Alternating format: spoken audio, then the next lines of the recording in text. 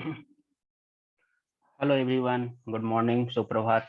केएनआईएस में स्वागत है। आज हम लोग डिस्कस करेंगे sustainable development report 2022। Sustainable development report जो भी हाल ही में कुछ दिन पहले आया था, कौन इस यू उंगा असेंबली के टाइम में। और यहाँ पे हम लोग देखेंगे कि इसमें क्या रिपोर्ट क्या आया है, इंडिया का रैंक क्या है और इसको कौन रिलीज करता है। जैसे इसमें और सस्टेनेबल डेवलपमेंट रिपोर्ट में एसडीजी इंडेक्स है, तो एसडीजी इंडेक्स क्या कौन निकालता है, रिलीज कौन करता है, और डैशबोर्ड पे सारा डिटेल से क्या है क्या नहीं है। इसमें क्या, इसका टाइटल क्या है, from crisis to sustainable development SDG a road map to 2023 2030 and beyond. इस एसडीजी में बताया गया है कि जो टारगेट्स हैं वो बहुत पीछे चल रहा है, जो हमारे टारगेट्स हैं वो बहुत पीछे चल रहा है। तो देखते हैं सस्टेनेबल डेवलपमेंट का मतलब क्या होता है, क्या है सस्टेन। तो ये टर्म जो है ये क्वाइन किया गया था जब ब्रुटलैंड रिपोर्ट जो आया था 1987 में। जब ये रिपोर्ट आया तो उसमें इसको क्वाइन किया गया, इसमें commission on environment and development पे ये आया था। वो इस टर्म को सस्टेनेबल डेवलपमेंट को क्वाइन किया और इसको डिफाइन किया। वो डेवलपमेंट जो हमारे प्रेजेंट को नीड को जो पूरा करे without compromising the ability of future generation to meet their own needs. जैसे सपोज करो अभी हम अभी हम पेड़ पौधे को ज्यादा काट रहे हैं, हम मतलब इतना न काटें कि हमारे फ्यूचर जनरेशन को पेड़ पौधा ही नहीं नजर आए, पूरा डिजर्ट नजर आए। तो इससे क्या होगा, उनका जो नीड है वो पूरा नहीं कर पाएंगे, वो अपने नीड को पूरा नहीं कर पाएंगे। यानी कि हम सस्टेनेबल डेवलपमेंट नहीं कर रहे हैं। जब सस्टेनेबल डेवलपमेंट करेंगे हम, तो इसका मतलब ये होगा कि हमारी नीड तो पूरा होगी ही, हमारे फ्यूचर जनरेशन जो है उनकी नीड भी पूरा होगी। और सिमिलरली वो भी इस तरह सस्टेनेबल डेवलपमेंट करेंगे कि उनके जो जनरेशन आएंगे वो अपने नीड को पूरा करें। तो इसी को बोला जाता है सस्टेनेबल डेवलपमेंट, यानी कि हिंदी में इसको बोलते हैं सतत विकास। हमेशा विकास होते रहे, विकास रुकना नहीं चाहिए। ये नहीं कि आज तुम ज्यादा विकास कर लो कल तुम्हारा विकास रुक जाए, नहीं, ये कंटिन्यूअली होते रहना चाहिए। तो सस्टेनेबल डेवलपमेंट किस लिए बोलता है, ये इफोर्ट जो है बोलता है सब लोग मिलकर एक इंक्लूसिव सस्टेनेबल और रिजिलियंट फ्यूचर बनाए पीपुल और प्लेनेट के लिए। जैसे अभी हम लोग देख रहे हैं क्लाइमेट चेंज हो रहा है इतना ज्यादा, कहीं पे बहुत ज्यादा गर्मी, कहीं पे बहुत ज्यादा बारिश, फ्लैश फ्लड, ड्राउट, फैमिन, सी लेवल राइज हो रहा है, इस तरह से बहुत कुछ हो रहा है। तो ये सब को रोकने के लिए, जैसे अगर ड्राउट होगा तो डेजर्टिफिकेशन में बदलेगा, डेजर्टिफाइड होगा। जैसे यूएनसीसीडी का रिपोर्ट जो था, यूएनसीसीडी के रिपोर्ट के अनुसार इंडिया का लगभग बहुत तेजी से इंडिया डिजर्टिफाइड हो रहा है। तो ये सब इस वजह से हम लोग देख रहे हैं अभी पंजाब हो, हरियाणा साइड में या वेस्टर्न यूपी में, जहाँ पे ग्राउंड लेवल वाटर जो है वो बहुत तेजी से कम होता जा रहा है। वहाँ पे ग्राउंड लेवल वाटर का बहुत ज्यादा यूज हो रहा है जब से ग्रीन रेवोल्यूशन आया है। तो हम लोग इतना एक्सेस योजना करें कि हमारे फ्यूचर जनरेशन के लिए कुछ बचे ही नहीं। तो इसी को बोला जाता है सस्टेनेबल डेवलपमेंट। इसके पहले सस्टेनेबल डेवलपमेंट के पहले क्या था, सस्टेनेबल डेवलपमेंट कब स्टार्ट हुआ है, सस्टेनेबल डेवलपमेंट स्टार्ट हुआ है 2015 में। ये गोल एडॉप्ट किया गया था सस्टेनेबल डेवलपमेंट का। इसमें टोटल 17 गोल्स हैं, ठीक है। 2015 से पहले 2000 में यूनाइटेड नेशन जनरल असेंबली में सितंबर में हुआ था। उसमें एडॉप्ट किया गया था एमडीजी, मिलेनियम डेवलपमेंट गोल्स। इसमें टोटल कितने गोल्स थे, इसमें मोस्टली 8 गोल्स थे। और उन 8 गोल्स को पूरा करने का टारगेट रखा गया था कि हम 2015 तक इसको 2015 तक पूरा कर लेंगे।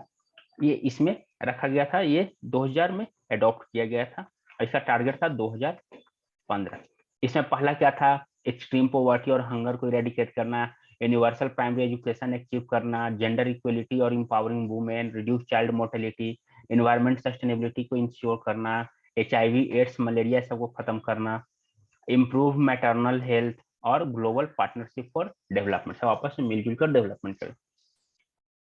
इसके बाद इसका जो टाइम पीरियड था वो 2015 तक था। 2015 में अडॉप्ट किया गया यूएन कॉन्फ्रेंस में सस्टेनेबल डेवलपमेंट गोल। इसका टाइम फ्रेम कब से कब तक है, 2015 से 2030 तक। ये सारे गोल्स जो है हमें पूरा करना।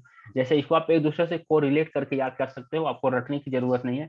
आप इसको एक दूसरे से कोरिलेट कर दोगे, आपको ये याद हो जाएगा। जैसे हम देखते हैं, सबसे पहला क्या है, पोवर्टी। अगर हम पोवर्टी को खत्म कर देंगे तो कोई भूखा रहेगा नहीं रहेगा, कोई गरीब नहीं है तो कोई भूखा नहीं है। यानी कि जब no poverty then zero hunger. और जब हंगर जीरो हो गया, भूख खत्म हो गया, तो ऑब्वियस सी बात क्या हुआ, हेल्थ और वेलबींग अच्छा होगा। और जब हमारे पास पॉवर्टी नहीं है, हंगर नहीं है, हेल्थ अच्छा है, तो ऑब्वियस सी बात हम क्वालिटी एजुकेशन पे ध्यान देंगे। और जब हम एजुकेटेड हो गए, पढ़े लिखे हो गए, तो हम क्या करेंगे, जेंडर इक्वलिटी करेंगे। वही ये सारा बेसिक हो जाए तो फिर हम क्या देखेंगे, क्लीन वाटर, सैनिटेशन, ये सारा कुछ हमारी जरूरत जो है वो आगे आगे बढ़ते जाएगा। फिर हम क्या देखेंगे, यार बहुत क्लीन एनर्जी हमें चाहिए। जब हम पढ़े लिखे हो जाएंगे, क्लीन वाटर है, सैनिटेशन है, तो हम क्या देखेंगे कि अब थोड़ा इन्वायरमेंट पे भी ध्यान दो और हम लोग क्लीन एनर्जी की तरफ चलते हैं। फिर जब क्लीन एनर्जी आए तो हम लोग देखेंगे डिसेंट वर्क होना चाहिए, अच्छा काम होना चाहिए, इकोनॉमिक ग्रोथ बहुत अच्छा होना चाहिए, ये सारा कुछ। तो इकोनॉमिक ग्रोथ के लिए हमें क्या चाहिए, इंडस्ट्री, इनोवेशन, इंफ्रा। इसके बाद जब इंडस्ट्री आ जाएगा, इनोवेशन है, इंफ्रा है, तो हम किस पे देखेंगे कि चलो अब इनइक्वलिटी को कम करते हैं, यानी कि और जब इनइक्वलिटीज कम हो जाएगा तो सस्टेनेबल सिटी जो आएंगे, कम्युनिटी सब सस्टेनेबल आएगा, हमेशा अच्छा रहेगा। और जब ये सारा होगा तो कंजप्शन और प्रोडक्शन जो है वो रिस्पॉन्सिबल हो जाएगा, तो हमारे पास सब कुछ है। जब ये सारा कुछ हुआ तो हम क्लाइमेट एक्शन पे ध्यान देंगे। और उसके बाद जब, अब ये तो लाइफ एबव द वाटर हो गया, सारा कुछ हम लोग देख रहे हैं। अब हम लोग देखेंगे life below water. Life below water समुद्र का देख लेते हैं, फिर जो लैंड पे जो लाइफ है उसको देख लेंगे। जब ये सारा कुछ हो गया तो हम पीस, जस्टिस और स्ट्रॉन्ग इंस्टीट्यूशन पे ध्यान देंगे। और फिर पार्टनरशिप, पूरे देश आपस में पार्टनरशिप करके ये सारे गोल्स को पूरा करेगा। तो इस तरह से एक दूसरे को हम कोरिलेट करके इसको ध्यान में रख सकते हैं, रखने की कोई जरूरत नहीं है, सब ऐसे ही एक दूसरे को कोरिलेट करके आप रखोगे तो ये आसानी से आपको याद रहेगा। हमें सस्टेनेबल डेवलपमेंट की जरूरत क्यों पड़ा, क्यों सस्टेनेबल डेवलपमेंट हमें चाहिए? तो सबसे पहले तो अगर आप देखोगे तो 1 मिलियन स्पेसी जो है वो एक्सटिंक्शन के टैक्सोनॉमी खत्म होने के कगार पे है। ओवर एक्सप्लॉइटेशन, हम नेचुरल रिसोर्सेज का ओवर एक्सप्लॉइटेशन कर रहे हैं। इवन लंग्स ऑफ अर्थ जिसको बोला जाता है, लंग्स ऑफ अर्थ कौन है, अमेजोन, वहां पे भी बहुत तेजी से डिफोरेस्टेशन हो रहा है। फिर क्या है, decline of more than 60% of world marine fisheries, 60% ज्यादा डिक्लाइन हो रहा। फूड प्रोडक्शन जो है वो हमें डबल करने की जरूरत होगा अगले 40 साल में। इतना तेजी से पॉपुलेशन बढ़ रहा है, पॉपुलेशन तो बढ़ ही रहा है, ऊपर से जो हमारा जो एग्रीकल्चर लैंड है उसको हम लोग रेसिडेंशियल या इकोनॉमिकल ये सब में बदल रहे हैं। अब एग्रीकल्चर से हम लोग दूर भाग रहे हैं, तो इस कारण से ऐसा हो रहा है। फिर क्या है, 2/3 ऑफ वर्ल्ड पॉपुलेशन क्या होगा, वाटर स्कार्स होगा, वाटर स्ट्रेस होगा। ऐसा बोला जाता है, कुछ जो साइंटिस्ट हैं या पॉलिटिकल फिलोसफर्स हैं वगैरह वगैरह ऐसा बोलते हैं कि हो मे भी अगला वर्ल्ड वार जो हो वो वाटर के कारण हो, वाटर स्कार्सिटी के कारण हो। फिर क्लाइमेट चेंज हो रहा है, सी लेवल राइज हो रहा है, स्मॉल आइलैंड नेशन जो है उनका जो है थ्रेट हो रहा है। और क्या है, टेम्परेचर जो है वो एक्सट्रीम हो रहा है, कभी कभी बहुत कम हो जा रहा है। तो इस तरह से आप ये सारा रीजन जो है, इस कारण से हमें सस्टेनेबल डेवलपमेंट की जरूरत पड़ रही है। कोर एलिमेंट क्या है सस्टेनेबल डेवलपमेंट का, इकोनॉमिक ग्रोथ, सोशल इंक्लूजन और इन्वायरमेंटल प्रोटेक्शन। इकोनॉमिक ग्रोथ हो, सोशल इंक्लूजन हो, सबका ग्रोथ हो, और इन्वायरमेंट का प्रोटेक्शन भी हो। Sustainable economic growth, achieving sustainable livelihood, living in harmony with nature, और अप्रोप्रिएट टेक्नोलॉजी, सही टेक्नोलॉजी जो हमारे लिए सस्टेनेबल डेवलपमेंट के लिए बहुत इंपॉर्टेंट है। ये सारा कुछ हमें रखना होगा। अब देखते हैं सस्टेनेबल डेवलपमेंट रिपोर्ट के बारे में। तो ये रिपोर्ट जो है वो पूरे वर्ल्ड के सारे कंट्रीज के प्रोग्रेस को, कि वो कितना अपने सस्टेनेबल डेवलपमेंट गोल को अचीव कर पाए, इसको ये ट्रैक करता है। और इसको पब्लिश कौन करता है, sustainable development solution network, SDSN। ठीक है, अगर हम ग्लोबल रैंकिंग का बात करें तो टॉप कौन किया है, टॉप बाई फिनलैंड, इसके बाद दूसरे नंबर पर डेनमार्क है, तीसरे नंबर पे स्वीडन है, और चौथे नंबर पे नॉर्वे है। ईस्ट और साउथ एशिया का प्रोग्रेस अच्छा है, सारे लगभग सारे एसडीजी पे 2015 से अडॉप्ट किया गया है। सबसे अच्छा परफॉर्मेंस है लगातार बांग्लादेश और कंबोडिया का, हर एसडीजी पे लगभग बहुत अच्छा परफॉर्मेंस किए हैं, प्रोग्रेस किए हैं। और सबसे जो कम है, हर बार डिक्लाइन कर रहा है एसडीजी इंडेक्स में, जब से 2015 से आया है तब से, तो वो कौन है, वो है वेनेजुएला। लगातार डिक्लाइन मोड में वेनेजुएला चल रहा है। ठीक है, इसके बाद अब हम लोग देखते हैं इंडिया का रैंकिंग। इंडिया का क्या रैंकिंग है, इंडिया का क्या पोजीशन है? तो इंडिया इस बार पिछले साल से एक नीचे चला गया है, यानी कि इस बार इंडिया का रैंक क्या है, 121। पिछले साल, और इसका स्कोर कितना है, 60.3। पिछले साल इसका स्कोर कितना था, 120, और उसके पहले कितना था, 117।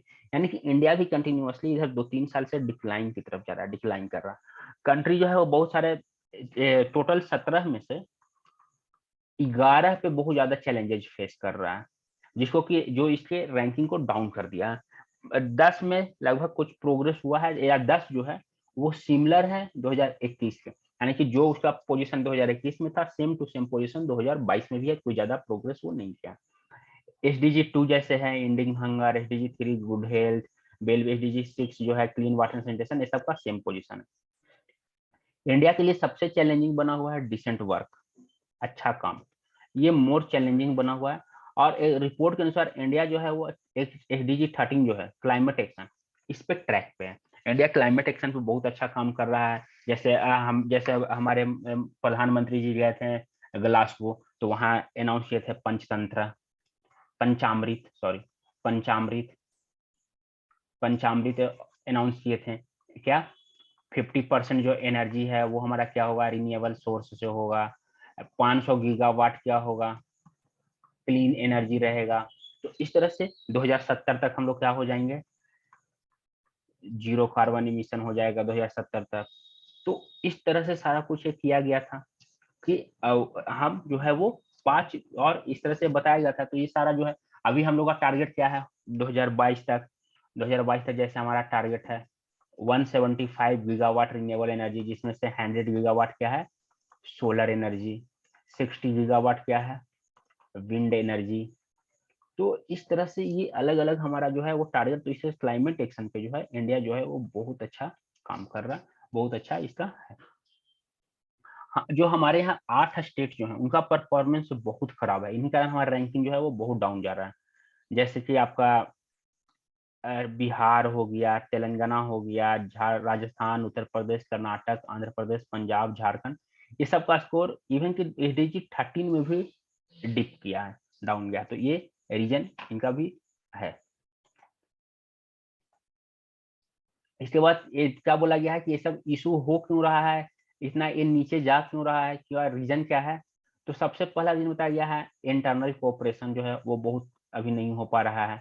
और ये जो पीस, डिप्लोमेसी और इंटरनल कोऑपरेशन जो है वो फंडामेंटल कंडीशन है, जब तक ये नहीं होगा हम लोग एसडीजी टारगेट को पूरा नहीं कर पाएंगे। तो अभी देखो अभी बहुत सारा कन्फ्लिक्ट चल रहा है सारे कंट्रीज में, डिप्लोमेसी भी डाउनग्रेड हो गया, इंटरनेशनल कोऑपरेशन अभी खराब हो गया है।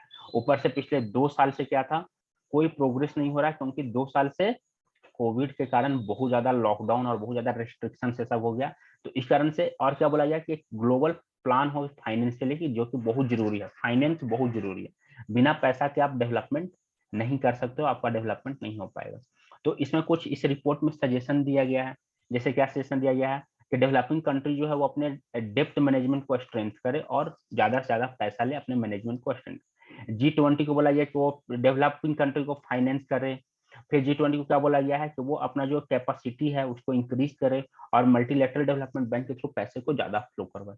उनको बोला है कि उनका जो ओवरसीज डेवलपमेंट असिस्टेंस है उसका इंक्रीज करे सपोर्ट को, और फिलेंथ्रॉफी दे, रिफाइनेंसिंग ऑफ डेब्ट से सब करे। IMF और के बोला गया है कि आप क्रेडिट रेटिंग एजेंसी को बोला गया है कि आप जो है वो इस डेब्ट को रीडिजाइन करो और अच्छा क्रेडिट दो, ताकि लोगों को, ताकि कंट्री को ज्यादा से ज्यादा इन्वेस्टमेंट आ सके उनके पास। तो ये सारा कुछ इसमें बताया गया है कि आप ऐसे कर सकते हो। तो यहाँ पे एक यूनिसेफ का प्रोग्राम आया था, जिसमें ये दिखाया गया था कि कौन सा एसडीजी का क्या डेवलपमेंट है, कौन से एसडीजी कहाँ पे हैं, उनका कैसा चल रहा है। जैसे अगर ग्रीन से है तो वो अच्छा प्रोग्रेस पे हैं, अगर येलो है तो वो एक्सेलरेट कर रहे हैं, और अगर ये है रेड है तो मतलब उनका पोजीशन रिवर्स में जा रहा है। और अगर ये वाला जो ग्रे कलर है तो उनका इनसफिशिएंट डाटा, मीन्स हमारे पास इसके मामले में डाटा नहीं है। तो ये सारा ऑल ओवर ये वर्ल्ड का दिखाया गया था, इसे आप देख सकते हो, ये किया गया था। तो इस तरह से हमारा ये जो था ये सस्टेनेबल डेवलपमेंट पे था। होप आप लोग को ये वीडियो पसंद आया हो। अगर ये वीडियो अच्छा लगा है तो लाइक कीजिए, शेयर कीजिए, सब्सक्राइब कीजिए, और हम लोग फिर अगले वीडियो में मिलते हैं। Thank you.